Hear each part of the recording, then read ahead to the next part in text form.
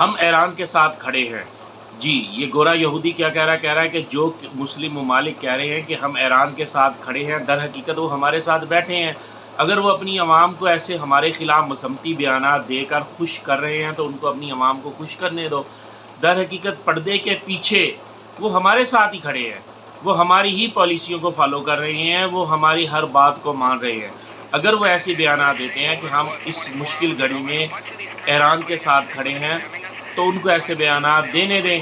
ایسا کچھ نہیں ہے کہ وہ ہمارے ساتھ بیٹھے نہیں ہیں، وہ ہمارے ساتھ پورا متفق ہیں. وہ صرف اپنی عوام کو خوش کرنے کے لیے ایسے بیانات دیتے ہیں. تو میں تو کہوں گا تھو ایسے اہل عرب پر جو ان کو اڈے بھی دے رہے ہیں، ہمارے ایران کے پھینکے ہوئے میزائلوں کو رستے میں روک رہے ہیں.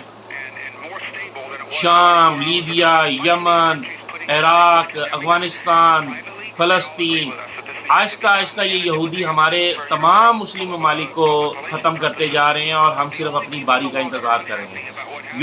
یو اے ای اپنا امدادی سامان اسرائیل کے لیے بھیج رہا ہے. شرم آنی چاہیے ہمارے ایسے مسلم حکمرانوں کو جو بیانات اسرائیل کے حق میں ایران کے حق میں دیتے ہیں کہ ہم ایران کے ساتھ کھڑے ہیں، ہم ایران کے ساتھ کھڑے ہیں. در حقیقت پچھے پردہ وہ یہودیوں کی سپورٹ کر رہے ہیں اور یہودیوں کے ساتھ بیٹھے ہیں.